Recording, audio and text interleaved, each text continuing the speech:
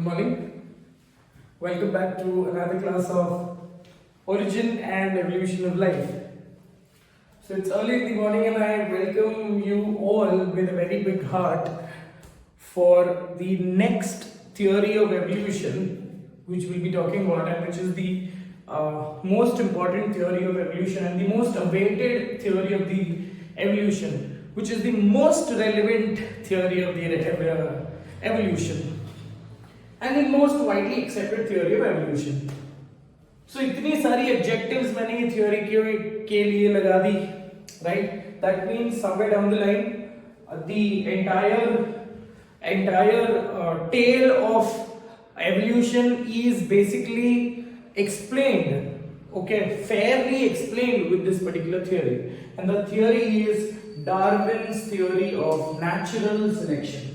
ठीक है, हमने दो थ्योरी मतलब एक मेन थ्योरी पढ़ा था और एक सब्सिक्वेंट थ्योरी बीच में हमने इंट्रोड्यूस किया था in the last class. We spoke about Lamarck's theory of acquired traits, also referred to as Lamarckism, correct? So Lamarck's theory of acquired traits, उसके बीच में हमने germ plasm theory पढ़ा था. किसका था वो? Weismann's theory of germ plasm. Cool. So these two theories we have completed in one major theory. Okay. Now today what we will be talking about is the next theory, that is Darwin's theory of natural selection, or in simple words we are discussing something called as Darwinism.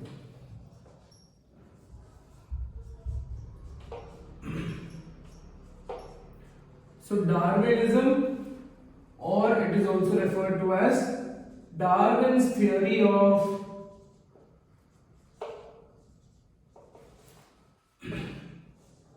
natural selection.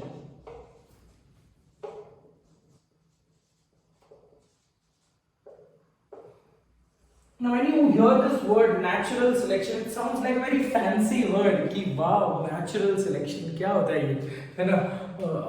जैसे every particular individual has his has some kind of liking. For example, अगर मैं food की बात करूँ तो food में भी हमारी choices होती हैं, we select the one which we like, correct? वैसे ही nature, ठीक है, nature which is, I consider it as a divine entity, but science does not give you any particular proof for that. So when you have to admire nature, तो nature ही एक ऐसी चीज है जो conscious है, और नेचर ही ऐसी एक एंटिटी है या एब्स्ट्रैक्ट है जिसको पता है कि फ्यूचर क्या होने वाला है.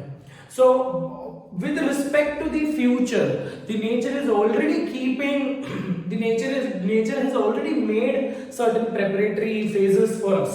ठीक है, फॉर एग्जाम्पल यहाँ पे एक बेसिक छोटा सा एग्जाम्पल ले लेते हैं with respect to natural selection.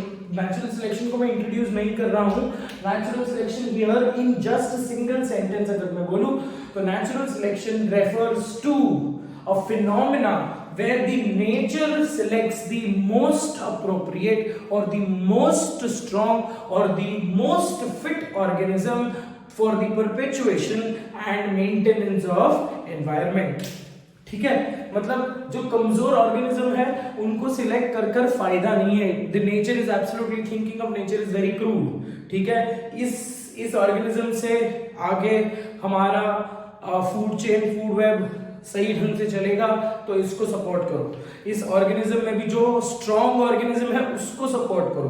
जो वीक ऑर्गेनिज्म है वो उसको पता है कि वीक ऑर्गेनिज्म कभी भी मर जाएगा, राइट? वीक ऑर्गेनिज्म वीक इसलिए है, I know the entire recipe, right? Today I know the entire recipe कि एक इंसान की कैरेक्टरिस्टिक उसके जीन्स में है, right? So nature का एक अलग सा तरीका है to select. If an organism is weak, that means the organism is genetically weak. So it is absolutely pointless to select that weak organism, because that weak organism will not lead to an active progeny, or active progeny नहीं होगी. There will be imbalances in the natural world, correct? So nature ही ऐसी एक entity है जो चीजों को select करती है. ठीक है, so because ultimately nature knows what was happening, ठीक है, what is happening and what will happen. इसका एक क्लासिक एग्जांपल ले लेते हैं विद रिस्पेक्ट टू आज का। अगर मैं आज की इकोसिस्टम की बात करूं बेटा, तो ecosystem is purely man made. Mostly city की इकोसिस्टम की बात करूं तो most of the things are man made, ठीक है। We have so fancy roads, we have so beautiful express highways, है ना। और ये एक्सप्रेस हाईवेज पे चलाने के लिए हमारे पास we have very fancy vehicle, right. हमारे पास टू व्हीलर है, हमारे पास फोर व्हीलर है। But once upon a time when you talk about ancient India में, तब जब ऑटोमोबाइल्स की क्या बोलते हैं उसको, डिस्कवरी नहीं हुई थी, है ना, इन्वेंशन नहीं हुआ था, इन्वेंशन नहीं हुआ था। So at that particular time, there were people surviving, correct? But today there are people surviving. But अगर आपके लाइफ में से अगर आपने व्हीकल को निकाल दिया या फॉसिल फ्यूल को निकाल दिया, your life will be so difficult. It will be exactly not similar as you are living, correct. अगर आपके लाइफ में से कंप्लीट फॉसिल फ्यूल को निकाल दिया, आपके लाइफ में से कोल निकाल दिया, पेट्रोल निकाल दिया, केरोसिन निकाल दिया, डीजल निकाल दिया, तो आपकी life will absolutely be completely different. तो घूम फिर कर बात ये है, today we are enjoying all these benefits of the natural resources, correct. Because nature को पता था कि एक टाइम ऐसा आएगा जब the entire population, human population will be absolutely at the dominance. Human population will invent, the human brain will invent certain technologies which will utilize the fossil fuels. इसीलिए nature ने millions of years पहले dinosaurs और ऐसे बहुत बड़े बड़े organisms को मारकर फॉसिल फ्यूल का फॉर्मेशन स्टार्ट किया। इमेजिन करो कि उस टाइम पे कैटास्ट्रोफिक डिस्ट्रक्शन ना होकर नहीं हुआ होता, तो today we would have not had that benefit of fossil fuels. So घूम फिरकर बात ये है बेटा, that whatever is happening on the space of the earth, the nature knows. Any particular imbalances we cause, any particular imbalances or weird conditions which due to human interventions, ऐसे अगर कुछ conditions हो रहे हैं, the nature knows how to bring the balance, and that is by natural calamity. So nature अपने आप को, nature अपने fellow organisms को justice देता है by creating certain natural calamities, things which are बहुत सारी आर्टिकल्स आपने पढ़े होंगे with respect to केदारनाथ का जो floods आया था। So once upon a time, वो उसमें YouTube पर भी बहुत सारे वीडियोस बताते हैं। Once upon a time ऐसा टाइम था कि the shrine, the temple was not surrounded by many people. It was not surrounded by human settlements, right? It was one of the iconic temple which was shining in the midst of those mountains. But अब कैसा हो गया, लोग तो कहीं पे भी रह लेते हैं, right? अपने कन्वीनियंस के हिसाब से हम सब कुछ बना लेते हैं, हमारे पास सब चीजों का जुगाड़ है। So people started to settle down, people started to make their own settlements because अब कैसा हो गया, pilgrims and all, these are all sources of business for a lot of people. So लोग वहां पे जाकर रहने लगे। नेचर ने क्या किया, नेचर फाउंड इट, बिकॉज वो एक माउंटेन के ऊपर बनाया हुआ श्राइन है। So technically the entire natural habitat was disturbed. आज भी ऐसे बहुत सारे टेम्पल्स हैं जो बहुत एब्सोल्युटली वर्जिन प्लेसेस पे है, जो कंप्लीटली एक इंटीरियर्स पे है, which is not very inhabited by the individual. तो वहां पे natural vegetation, natural animal life दिखती है, but because of human settlements the entire animal life did migrate from that particular area. So उस ecosystem के लिए, उस एरिया के लिए एक इम्बैलेंसेस आ गई, तो नेचर ने क्या किया, फ्लड्स करवा दिया। फ्लड्स में सारे के सारे ह्यूमन पॉपुलेशन, ह्यूमन सेटलमेंट्स जो थे, all of that was completely demolished. So this is one sine, this is one warning which the nature is giving, do not cross the lines. तो nature के बारे में बोलने के लिए there are so many things, there are so many other religious cult and so many other groups जो nature को पूजा करते हैं, है ना। अरुणाचल प्रदेश में ऐसे they don't have God, nature is the God, because they know that they are reaping benefits of nature। जो भी चीजें हमको मिल रही है, right? For example, right from the air we breathe to the food we eat, right? Entire thing is the gift of nature. Is that right? यही nature, जो air आप breathe कर रहे हो, ये एयर की क्वालिटी डिफर करती है अगर आपने नेचर बदला, राइट? अगर आप प्लेन से माउंटेन्स में गए तो again things will be a little more different, but ऐसा नहीं है कि माउंटेन्स में लोग रहते नहीं है, right?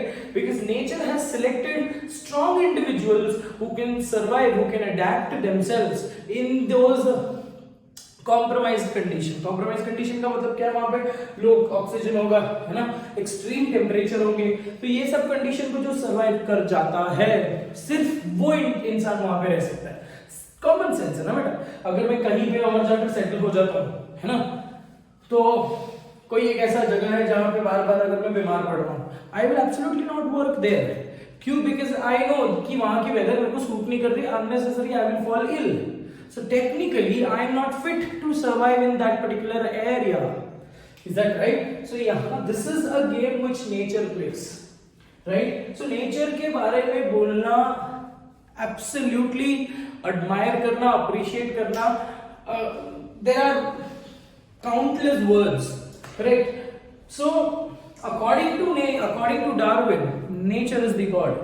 According to Darwin, it is the nature's command, it is the nature's order, and it is the nature's play that it is selecting the most developed, most strong organisms. Because यहाँ पे भी logic हमारे पास ये है, nature के पास logic ये है कि अगर स्ट्रॉन्ग को सेलेक्ट किया तो मेरी प्रोजेनी स्ट्रॉन्ग होगी, एनिमल लाइफ की प्रोजेनी स्ट्रॉन्ग होगी, which will give rise to a stronger and better and evolved nature और इकोसिस्टम. तो नेचर सेलेक्ट करता है नेचर के लिए. Again sounds like a tongue twister. Nature select करता है अपने लिए. Is that right? एक सिंपल सी और एक एग्जांपल ले लेते हैं with respect to natural selection. हमारे पास भी एक एबिलिटी है विद रिस्पेक्ट टू, अब जैसे जैसे शादी की उम्र भी हो रही है और आसपास शादी का सीजन भी हो रहा है ना, लॉकडाउन में लोग शादियां कर रहे हैं, सस्ते में शादी हो जा रही है ना. तो just imagine when you are selecting an individual, let's say for example, है ना, shaadi.com में, I'm just giving you an example, don't take it very strongly, okay, don't take it on heart, है ना. मैं तो तुम लोगों की भी शादी करने की इच्छा होने लगेगी any which ways. I don't know why am I saying this, but still, okay, when you absolutely log in and make a matrimonial profile for that particular matter.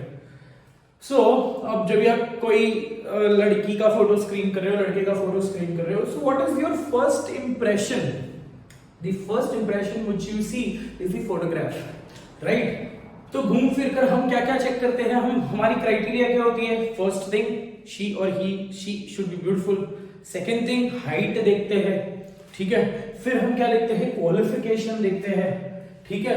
फिर हम बाद में बाकी ये 3 इंपॉर्टेंट pillars है if you are selecting an individual for as your better half, right? So when you are seeing how beautiful that individual is, जब आप photo देखकर पसंद करते हो तो आपके दिमाग में ये आता है कि अरे ब्यूटीफुल है, right? But subconsciously if you decide, if you forget that we are most intelligent human beings, अगर आप ये सब चीजों को भूल जाते हो, सिर्फ ऐसे समझ लो कि हम एक जानवर है, right? So technically what are you attracted with? There are certain hormonal interactions which is happening, right? And subconsciously you know if that particular person is beautiful or handsome. You know that the genes are absolutely perfect, right? So हमारी जो coming progeny होगी that will also be a little more beautiful. The coming progeny will also be a little more smarter, a little more beautiful, etcetera etcetera. ये तो ये हो गई.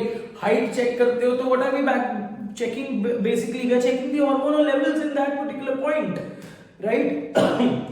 अब ऐसा तो नहीं करेंगे, we will absolutely have to match the height and then we will select. तो हम यहाँ पे क्या देख रहे हैं? Subconsciously we are checking the genes. Here also subconsciously, consciously मैं ये सब चीजों को देख रहा हूँ, कितनी इंटेलिजेंट है. Again we are checking the genetic levels, right? But subconsciously abstract level में मैं क्या चेक कर रहा हूं बेटा? मैं उसके जीन्स चेक कर रहा हूं and based on those genes I will be selecting the best possible genes, right? Because ultimately ultimately हमारा भी मेन इंटेंशन क्या होगा, we should have a very nice family, we should have a very nice progeny, we should have a very nice good generation, thoughtful and beautiful, etc etc. So यहाँ पे भी if a person wants to build up a family, here also there is an animal like thinking. Is that right? Same is the condition what nature is believing or nature is doing technically. So अगर nature ने weak individual को select किया तो पूरी nature ही खराब हो जाएगी, है ना? So nature is technically selecting the strongest individual. That is what the entire story talks about. Is that right? So in this particular class we will finish up what is Lamarckism, what is Darwinism. तो उससे पहले थोड़ी सी Darwin की इधर उधर की बातें कर लेते हैं कि डार्विन जो था, पहले उनका नाम लिख लेते हैं. Darwinism, it was given by a naturalist, a British naturalist, English naturalist.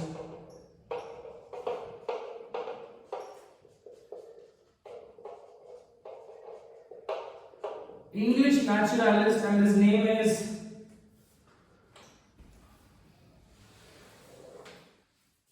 Charles Robert Darwin. So Charles Robert Darwin, as the full name says, so Darwin की जो जर्नी है towards his most remarkable, most astounding and most significant work जो उसने publish किए, that is Origin of Species by Natural Selection. ये उसका book का title था. तो डार्विन ने जो ये टॉपिक, टेक्निकली डार्विन ने जो ये बुक लिखा, that was basically he did a lot of research, a lot of observatory skills. He was a very keen observer. But उसकी जो लाइफ की जर्नी थी, how did he end up to get this title that he is naturalist, and he is also referred to as father of modern evolution. Okay, father of modern evolution हम Charles Darwin को बोलते हैं. अगर father of evolution किसने भी पूछा, that is Charles Robert Darwin. Why? Because of his most convenient, convincing points of evolution. ठीक है. तो चार्ल्स रॉबर्ट डार्विन के जो पिता थे, father was a physician. Okay, so technically यही होता है ना कि एक डॉक्टर का बेटा डॉक्टर. तो डार्विन के जो डैड थे, he was a doctor and he wanted Darwin to become a doctor too. So he used to take him to his clinic, and he used to show him surgeries. And Darwin was very scared of all of this. Darwin was very a very timid boy, a very innocent, a very weak-hearted boy, है ना, बहुत delicate, naive, ऐसा उसका nature था. So Darwin was very scared of all this bloodshed.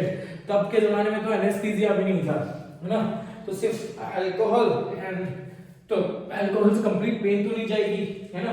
So that time surgeries were absolutely the game of hell, right? So Darwin ये सब देखकर बहुत डर गया.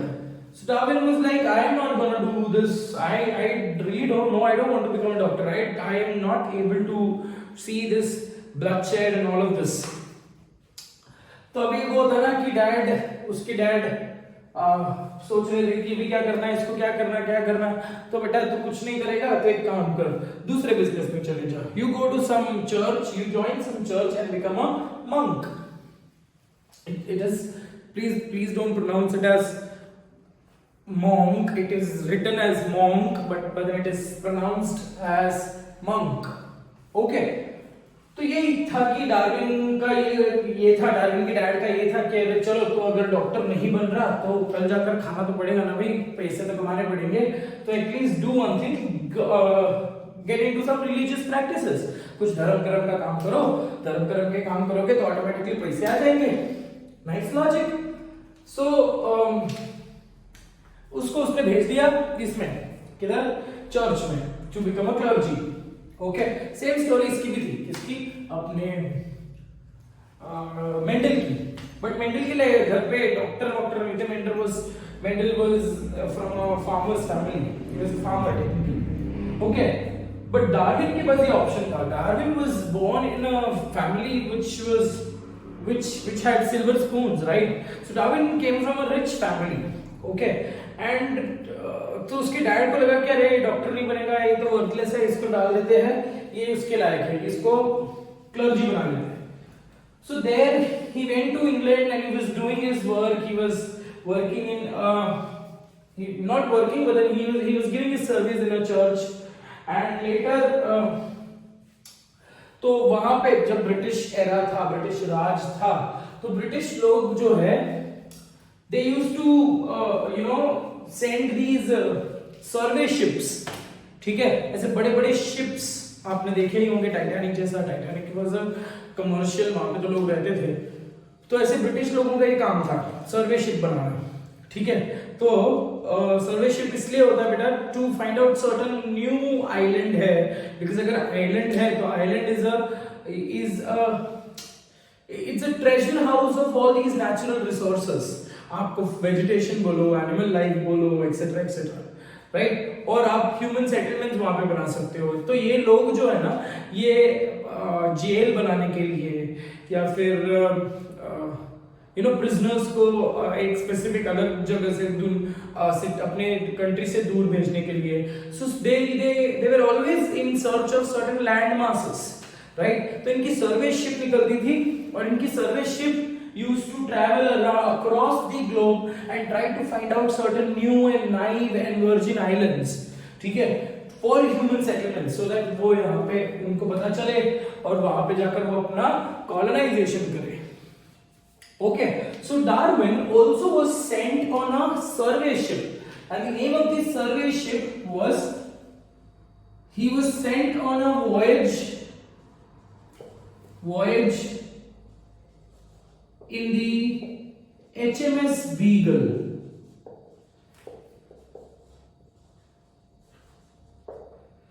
HMS Beagle is a survey ship.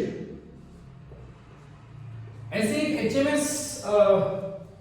HMS challenger deep करके एक expedition निकाला था जेम्स कैमरॉन ने. HMS इसलिए बता रहा हूँ बिकॉज ये ब्रिटिश कंपनी का कोई तो एब्रिविएशन है. I really don't know the full form of this, but then I really didn't bother to check the full form of this technically. तो जेम्स कैमरॉन ने भी वही HMS चैलेंजर डीप करके Marina स्ट्रेंच find out करने के लिए ही took up a deep sea excavation नहीं बोलते, एक्सपीडिशन इन अ सबमरीन जिसका नाम था HMS चैलेंजर डीप. तो HMS बीगल में he was sent on a 5 years of voyage. तो मतलब आपको पूरा दिन पूरी रात शिप में ही रहना है और घूमना है और try to find out if there is if they discover land piece, and if they discover land piece there they go and check, and ये मुआयना करते थे. they used to find out what they used to note down कि यहाँ पे कौन सी environment कैसी है, temperature कैसी है, vegetation कैसा है, is it fit, it is absolutely okay to get people here, है ना. तो ऐसे ये सिर्फ observation करने का इनका काम था, right. So when he was sent on a voyage for 5 years, okay, in HMS Beagle, he discovered a set of 22 islands. ठीक है, and that discovery, उसकी जो पूरी स्टोरी की जो शुरुआत होती है, बुक की जो शुरुआत होती है, that is due to his discovery of Galapagos. ठीक है, so on this when he was sent on this voyage, ठीक है, he came across the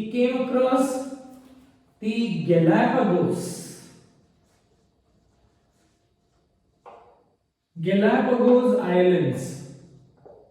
ठीक है, Galapagos Islands के बारे में अगर आप गूगल में देखते हो तो बहुत astonishing facts है. we'll talk about that.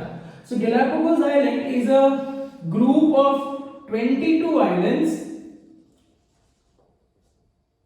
which are placed approximately 13 kilometer west coast of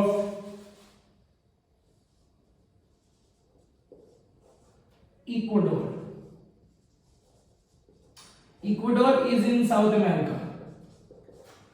तो साउथ अमेरिका से western coast, approximately 13 kilometers away from the coast of Ecuador, he found out that there were approximately 22 pieces of tiny pieces of land masses. Okay, मतलब छोटे छोटे islands थे, वो group बनाकर हम उसको आइलैंड बोलेंगे, तो he called it as Galapagos island. अब गैलापागोस की स्पेशलिटी ये थी कि वहां की जो नेचुरल वेजिटेशन थी, वहां की जो एनिमल लाइफ थी, वो कंप्लीटली दुनिया से परे है. आज तो गैलापागोस में तब तो ह्यूमन पॉपुलेशन नहीं था, it was absolutely a virgin island. But now if you talk about Galapagos is also becoming, covered by trash and garbage and all. तो Galapagos में humans लोग आ गए, settlements चालू हो गई वहाँ पे. वहाँ की जो natural vegetation और natural animal life को बहुत ही ज़्यादा dangerous condition में अभी वहाँ पे वो organisms है. But अगर मैं गैलापागोस की बात करूं, why is this particular piece of island इतना क्या स्पेशल है? कोई जादुई ताकत है क्या? इतना क्या स्पेशल है सर? इतने बार क्यों बता रहे हो गैलापागोस नाम ही बता बोलने को कंटाल आ जाता है. So what is so special about Galapagos? So today also if you go ahead and see there, you will find some Galapagos tortoise जो approximately 600 kgs के है ना. And every particular tortoise is, आप देखकर बता सकते हैं कि कौन से आइलैंड से आया है. ठीक है, so every particular island has a different vegetation. It differs in the vegetation.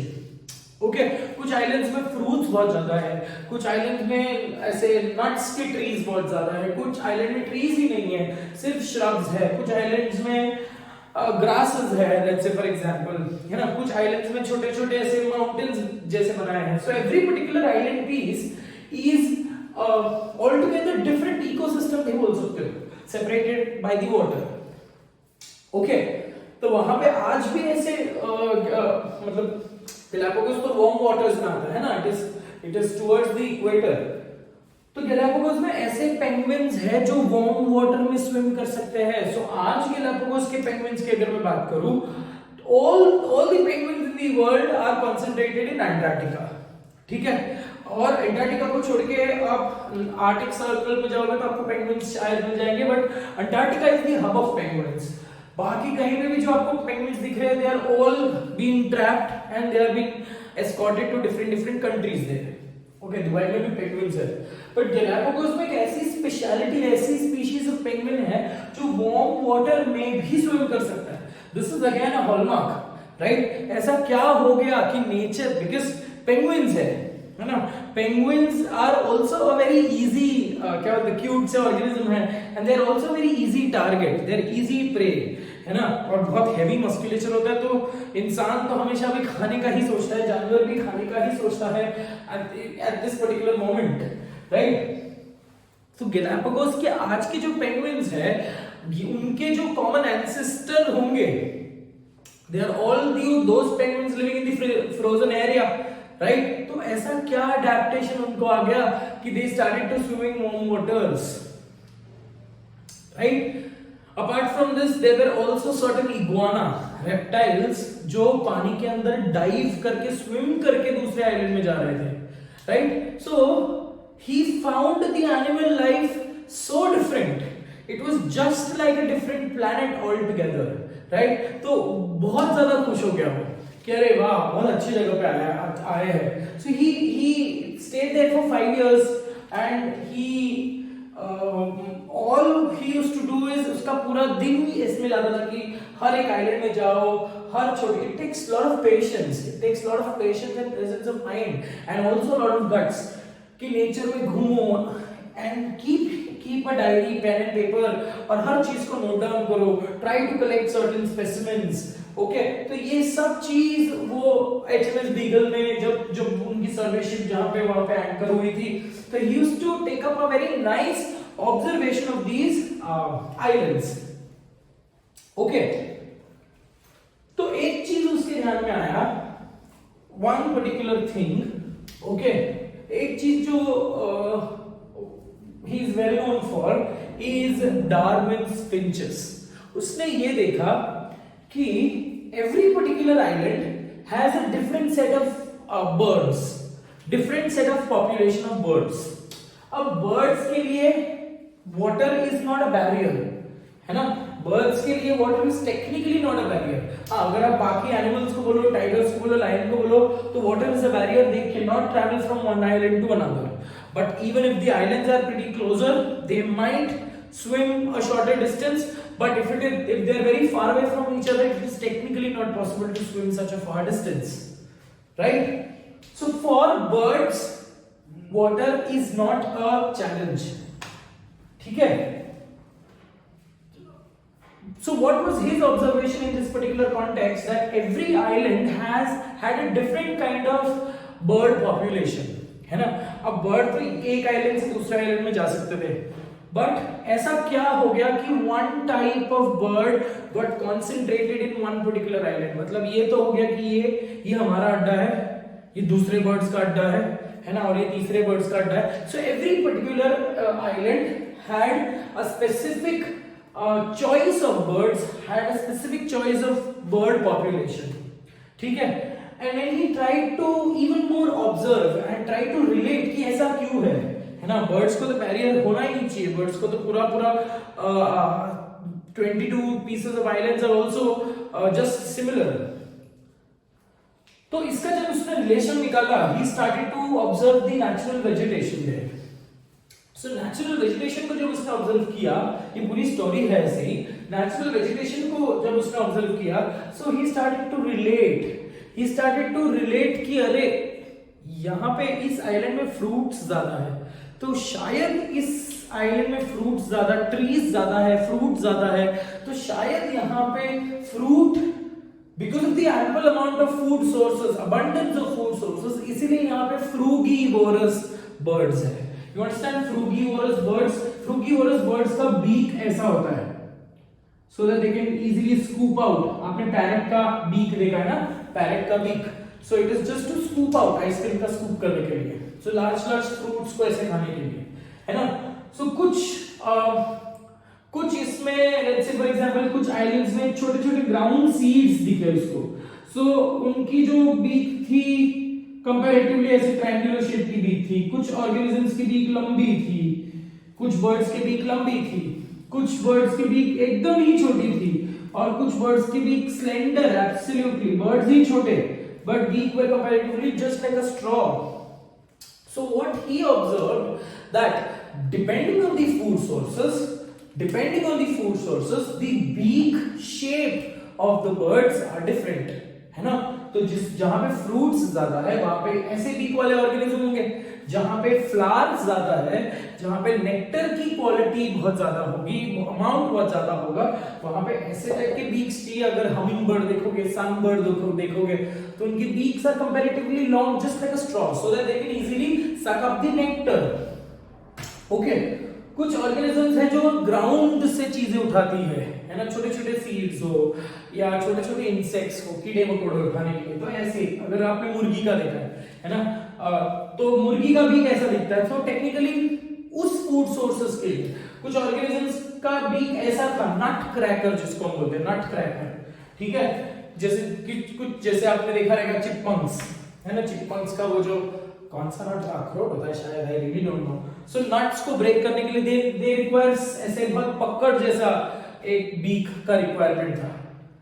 So now पूरी उसने ये सब ऑब्जर्वेशन को लिंक किया। ही also took up certain specimens from, अंडे चुरा कर लेके गया, सो दैट उसको मैं एम्ब्रियोनिकली स्टडी करूं। सो एम्ब्रियोनिकली जब उसने स्टडी किया, ठीक है, he took this, I told you, he took the sources also. So what did he come to a conclusion कि ये सारे जो organisms के बीक है, जब उसने embryonic study किया, तो all that embryonic study showed कि हर bird जो है, जो develop हो रहा है, ठीक है, had a common triangular shaped beak, ठीक है, embryo level पे, ठीक है। बट जैसे जैसे एम्ब्रियो बड़ा होते गया, जैसे अपने एम्ब्रियोनिक एविडेंसेस देखे, जैसे जैसे एम्ब्रियो बड़ा होते गया, बीक में चेंजेस आने लगी, right. And that changes is for adaptation, that changes is just so that the nature can select them. Correct. So ऐसा हो गया होगा कि फ्रूट वाले आइलैंड में नेचर ने फ्रूगीवोरस को सिलेक्ट कर लिया. बहुत सारे सीड वाले आइलैंड में नेचर ने नट क्रैकर्स को सिलेक्ट किया. बहुत सारे फिशेस वाले आइलैंड में नेचर ने कंपैरेटिवली दूसरे शेप के बीक को सिलेक्ट किया. बहुत सारे फ्लावर्स वाले कैक्टस वाले जगह पे नेचर ने ऐसे वाले बर्ड्स को सिलेक्ट किया. Is that right? बर्ड्स तो झुंड में किधर भी घूम रहे हैं, बट लोगों ने अपना टेरिटरी कहां पे बना कर रख दिया. जो जो फूड सोर्सेस मेरे लिए अवेलेबल है, अगर मैं पैरेट को कॉकरोच खिलाने की कोशिश करूं, पैरेट नहीं खाएगा बेटा, because it has a set of food sources which it can eat, है ना. अगर आप पैरेट के सामने जाकर मीट का पीस रखोगे, parrot will absolutely not touch it. Right? Because here also the organism knows what is good for itself and what is bad for itself. Right? तो एक diet decide करता है कि उनका beak कैसा होना चाहिए. So here now Darwin made a hallmark statement and he said that every organism has a common ancestor. Every organism has a common ancestor.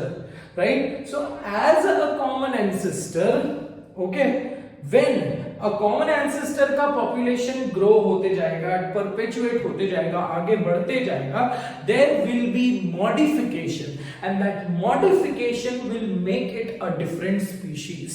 So Darwin का जो एक statement है, ठीक है, डार्विन का statement survival of the fittest नहीं है, Darwin ने नहीं दिया था. ओके, डार्विन का जो स्टेटमेंट है, that statement what he explained, he is very famous for his Darwin's finches, and Darwin's finches को यूज करके उसने पूरी थ्योरी ऑफ नेचुरल सिलेक्शन के बारे में बताया. ठीक है, and he is very famous for his statement saying branching descent.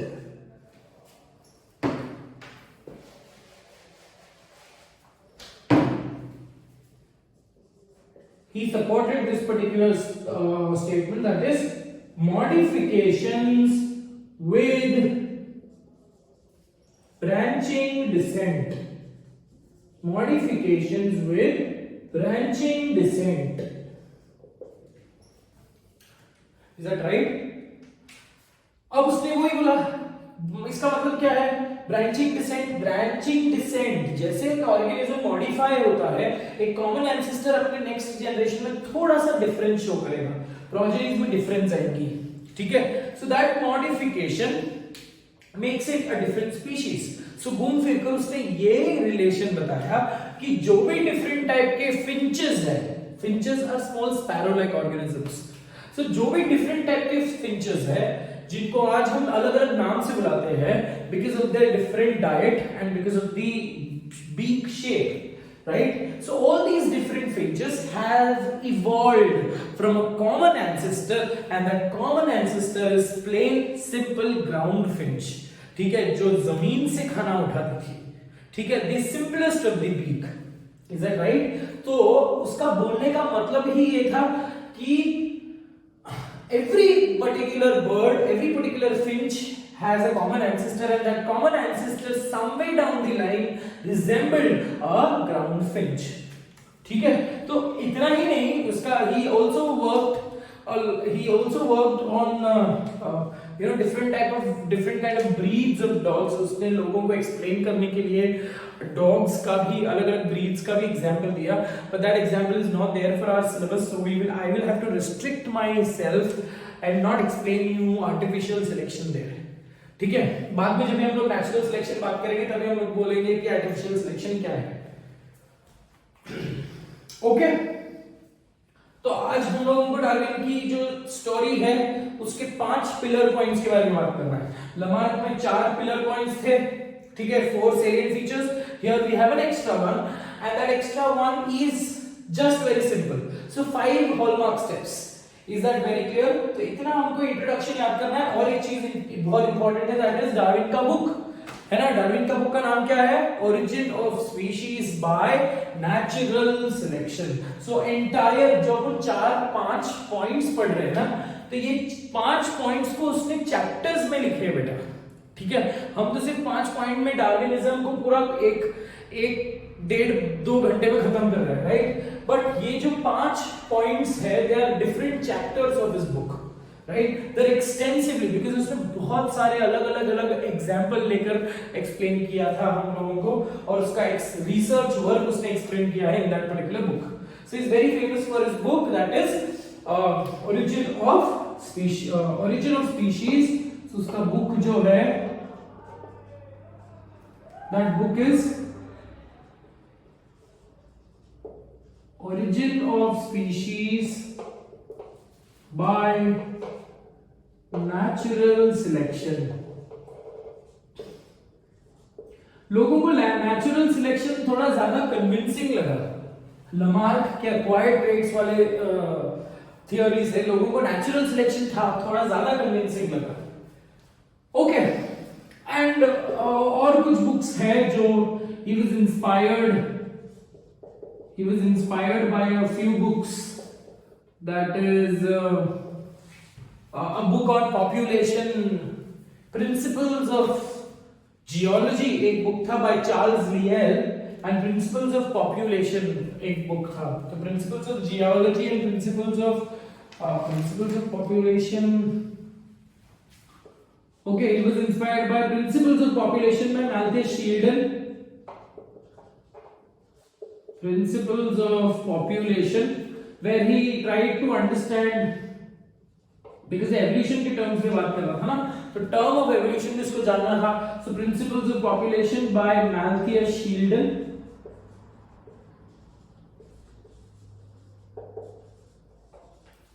ये वही Sheldon है, Sheldon and Schwann, and Principles of Geology by Charles Lyell।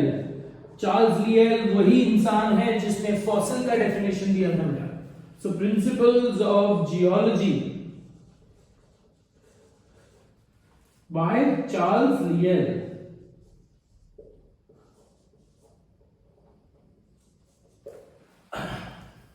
सो इतना introduction with respect to Darwin is pretty much enough for us. 42 minutes हो गए और मैंने Darwin के कुछ भी पॉइंट्स एक्सप्लेन नहीं किए हैं। आई डोंट नो, टाइम बहुत ही फटाफट निकल रहा है। Anyways, let's go ahead and try to find out कि क्या क्या हो रहा है। ओके, डार्विन के साथ एक और आदमी था जिसने डार्विन के वर्क को बहुत ज्यादा सपोर्ट किया। He was very inspired, he was very convinced by Darwin's work, and that individual was Alfred Russel Wallace, ठीक है। सिमिलरली जैसे डार्विन ने गैलापागोस पे काम किया, वैसे ही एल्फ्रेड रसल वॉलस, ये आदमी ने मलय आर्कीपेलागो में काम किया है, ठीक है। Archipelago refers to ancient pieces, ancient islands.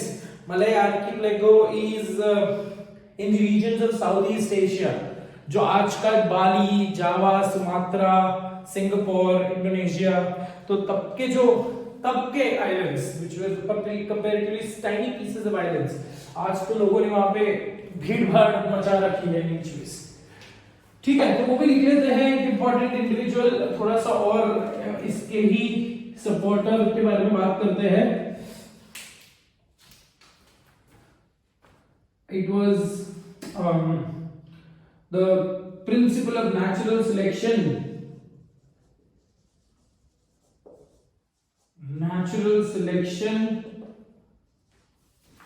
was extensively supported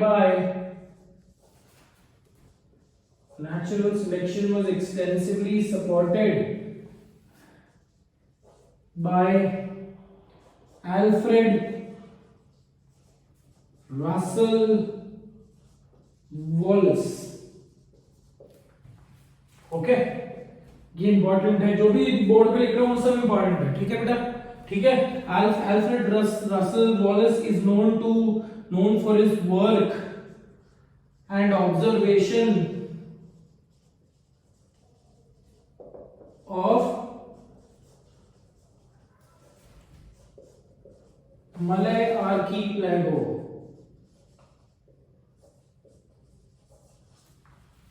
that is somewhere down there in the regions of Southeast Asia, and he also worked in South America. ठीक है, a very strong supporter of natural selection. Is that very clear? तो Darwin को एक दूसरा ही support structure, एक support क्या बोल रहा था मैं, एक बड़ा छोटा भाई मिल गया है ना, जो डार्विन के काम, because Darwin had to face a lot of trouble in his life, because Darwin ने ये बोला कि आज हम जो इंसान है ना, नेचर में इतनी beautiful biodiversity has taken place automatically, right, और हम अगर इंसान है तो हम इंसान नहीं थे, we were just a primitive organism, जो हमारे resemblance, most primitive organisms they are monkeys, right. So Darwin ने ये बोला था कि मंकीज में मॉडिफिकेशन हुआ, एंड जैसे जैसे मंकीज का नेक्स्ट जनरेशन आया, there was modification in the next generation which led to, so next generation इसका मतलब एक एंसेस्ट्रल ऑर्गेनिज्म है जिसका नेक्स्ट जनरेशन ट्री के जैसे हुआ है ना, उसका नेक्स्ट जनरेशन, तो पेडिग्री की पूरी ट्री बन रही है यहाँ पे, right. So modifications with branching descent, right, तो एक ऑर्गेनिज्म है, उसकी पॉपुलेशन नेक्स्ट एक प्रोजेनी में मॉडिफिकेशन हो गई, so not all the 4 progenies are similar, so I will group 2 as two progenies differently and I will group one or differently and one differently, right। so मैं ये बोल सकता हूं कि जो प्रोजेनी आई है उसमें 3 वेरिएशंस है, 2 एक जैसे दिख रहे हैं, एक अलग है, एक अलग है, is that right? so in the next generation there was branching, है ना, मॉडिफिकेशन आया, कलर का मॉडिफिकेशन हो सकता है बेटा, है ना, तो मॉडिफिकेशन आया जिसके वजह से ये अलग अलग ग्रुप में ब्रांच हो गए, राइट। सो ब्रांचिंग हुआ, correct, due to modification with branching descent here refers to generation, propagation of the generation, ठीक है, नेक्स्ट जनरेशन, उसके बाद नेक्स्ट जनरेशन, सो ऐसे एक एंसेस्ट्रल ऑर्गेनिज्म जो है, ठीक है, एंसेस्ट्रल ऑर्गेनिज्म से जैसे जैसे डिफरेंट स्पीशीज में जन्म हुए हैं, तो different species are nothing but a modified form of the ancestral organism, a blueprint organism which we really don't know, ठीक है। तो डार्विन का यही कॉन्सेप्ट था, और वो उसका एक बहुत फेमस ये भी है, ट्री ऑफ लाइफ। डार्विन का यही स्टेटमेंट था कि ट्री ऑफ लाइफ, आज मैं ये तो बोल रहा हूं कि मंकीज से ह्यूमंस बने हैं, बट मंकीज कहां से बने हैं, डार्विन के पास आंसर था, मंकीज बने हैं रेप्टाइल से। रेप्टाइल्स कैसे बने हैं, डार्विन के पास आंसर था, रेप्टाइल्स बने हैं एम्फीबियन से। सो एवरी पर्टिकुलर सेम जो लमार्क का भी कॉन्सेप्ट यही था, बट लमार्क का सोचने का तरीका थोड़ा सा डिफरेंट था। लमार्क ने ये बोला कि एक ऑर्गेनिज्म कैरेक्टर्स अक्वायर कर लेता है to adapt to the nature, correct, but Darwin का कॉन्सेप्ट उल्टा था। डार्विन बोलता था कि नेचर सिलेक्ट करता है और नेचर की वजह से नेचर मॉडिफिकेशंस लाता है and nature is only selecting those. तो एक सिंपल सा पॉइंट ऑफ व्यू ले लेते हैं। सो डार्विन का जो concept with respect to giraffe वो डिस्कस कर लेते हैं आज, क्योंकि I don't think so we will be able to in this entire lecture, I don't think so we will be able to write down those five important points, वो अपन next class में ले लेंगे, separate lecture में ले लेंगे, ठीक है। सो अभी थोड़ा सा डार्विन का पॉइंट ऑफ व्यू, डार्विन का थॉट प्रोसेस कि नेचुरल सिलेक्शन कैसे काम करता है और लमार्क में डिफरेंस देखते हैं, ठीक है। सो दोनों का जिराफ को देखने का नजरिया अलग था, right. So according to Lamarck, giraffe was once upon a time giraffe was of short neck. Over a period of time giraffe ने अपना नेक इतना ज्यादा यूज किया, तो जनरेशन आफ्टर जनरेशन थोड़ा नेक लंबा होते गया और आज प्रेजेंट डे जिराफ जैसा ऑर्गेनिज्म एग्जिस्ट कर रहा है। तो that was Lamarck's theory, ideology. But अगर इसी चीज को अगर मैं डार्विन के पॉइंट ऑफ व्यू से बोलूं, तो डार्विन ने ये बोला कि नहीं, बिल्कुल नहीं। डार्विन ने बोला कि शॉर्ट नेक जिराफ भी रहते थे और लॉन्ग नेक जिराफ, जो आज का प्रेजेंट लॉन्ग नेक जिराफ भी रहते थे। ये दोनों भाई जैसे रहते थे एक ही पर्टिकुलर लैंड पीस पे, ठीक है, एक पर्टिकुलर जंगल में वो रहते थे, राइट। बट ऐसा हुआ कि जो शॉर्ट नेक जिराफ थे वो तो जमीन का खाना खा रहे थे, पर जो लॉन्ग नेक जिराफ थे उनके पास दो ऑप्शन था, वो जमीन का भी खाना खा सकते थे and they could also eat the leaves of the long trees, है ना, टॉल ट्रीज। सो अडेप्टेशन किसकी ज्यादा बेटर थी या सर्वाइवल रेट किसकी ज्यादा बेटर थी? ऐसा हो गया कि लैंड के खाना पूरा खत्म हो गया, है ना, लैंड का पूरा खाना खत्म हो गया, तो the life for the short neck giraffe was challenging, right. But advantage किसके पास थी? सर्वाइवल स्ट्रैटेजी किसके पास थी? फिट ऑर्गेनिज्म कौन सा था? Long neck giraffe. इसके पास एक डुअल एबिलिटी थी, है ना, वो सिर झुकाकर जमीन का भी खाना खा सकता था एंड वो सिर रेज करके ट्री का भी खाना खा सकता था। Is that right? So change environment ने तो चेंज किया अपने आप को। सो चेंजिंग एनवायरनमेंट, लमार्क ने बोला चेंजिंग एनवायरनमेंट ने नेक को लंबा किया, बट डार्विन ने बोला कि नहीं, शॉर्ट नेक लॉन्ग नेक जिराफ दोनों रहते थे, पर चेंजिंग एनवायरनमेंट में नेचर इतना कॉम्प्रोमाइज हो गया that nature selected the best possible one for the nature. So nature ने select किया इसको long neck giraffe, because long neck giraffe had a strategy कि जमीन का खाना खत्म हो गया, अगर कल जाकर जमीन में बिल्कुल घास है ही नहीं, पूरा का पूरा लैंड ऑक्यूपाई कर लिया है बाय रोड्स एंड कंक्रीट, तो जिराफ मरेगा नहीं, giraffe will have an other option that is eating leaves from the tall trees. Is that right? So this was the ideology. ये बेसिक मेजर डिफरेंस है ये दोनों इंडिविजुअल्स के लिए, ठीक है। एक ने ये बोला कि दोनों रहते थे, बट नेचर ने स्ट्रॉन्ग वाले को सिलेक्ट किया, जिसके वजह से आज तक वो सरवाइव क्यों कर गया है? बिकॉज वो ऑर्गेनिज्म स्ट्रॉन्ग है। और जो वीक शॉर्ट नेक जिराफ है उनकी पूरी की पूरी स्पीशीज ही वाइप आउट हो गई, because they could not survive, they could not handle this changing environment. Is that very clearly understood बेटा? ओके, तो ये मेजर डिफरेंसेस थे इन दोनों के थॉट प्रोसेसेस में। अल्फ्रेड रसल वॉलेस का नाम याद रखना है, उसका contribution, his work is for proving natural selection, because Darwin का जो नेचुरल सिलेक्शन का जो कॉन्सेप्ट था उसको कन्विंस करने में बहुत टाइम गया उसको, है ना। His house was demolished because he called God's creation as monkeys, ठीक है। तो ऐसे जो क्रूड मेंटालिटी, ऑर्थोडॉक्स मेंटालिटी के लोग थे तब के जमाने में, उन लोगों ने डार्विन की लाइफ बदतर बना दी थी, राइट। बट डार्विन ने अपना काम किया, ही आल्सो वर्कड ऑन, उसने जो चीजें जंगल में हो रही थी, ठीक है, वो ही सेम चीज शहर में करके बताया। उसने बताया, लेट्स से फॉर एग्जांपल, ठीक है, लेट्स से फॉर एग्जांपल, अभी मैं आपको बता ही देता हूं, है ना, क्योंकि I am not introducing that those 5 pointers of Darwin's theory. तो उसने उसको एक्सप्लेन कैसे किया, how what candid explanation did he give. So that time when he came back, Darwin का जब काम हो रहा था, डार्विन वाज बोर्न इन 1809, ठीक है, 1809। मेरे को साल याद नहीं रहता बेटा, और आपको भी याद नहीं रखना है, मेंडल का साल याद रखना है, डार्विन का नहीं, बिकॉज़ दिया नहीं एनसीईआरटी में तो भूल जाओ।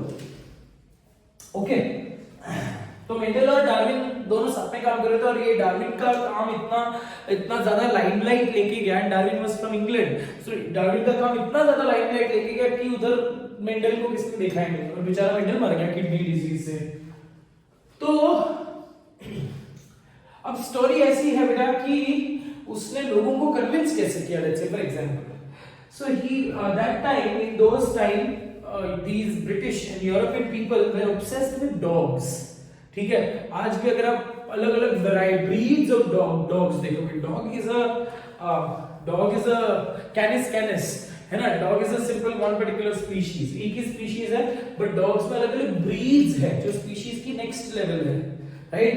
तो आप एक पोमेरेनियन ब्रीड देखते हो, पग ब्रीड देखते हो, है ना, फिर बुलडॉग, बॉक्सर, ये अलग अलग ब्रीड्स ऑफ डॉग्स है, फ्रेंच बुलडॉग, है ना, इंडियन हाउंड, ग्राउंड हाउंड, ऐसे अलग अलग ऑर्गेनिजम्स, अलग अलग ब्रीड्स है today if you see it. But ये सारे जो डॉग्स है, ये डॉग्स का बाप कौन? ये डॉग्स का एंसेस्टर कौन? डॉग्स का ancestor is wolf. Definitely they come from a canis family and wolf, fox, jackal, wolf, fox, jackal और क्या है, फॉक्स के जैसे हाइना है ना, और डॉग्स, ये सब एक ही फैमिली को बिलोंग करते हैं। Is it very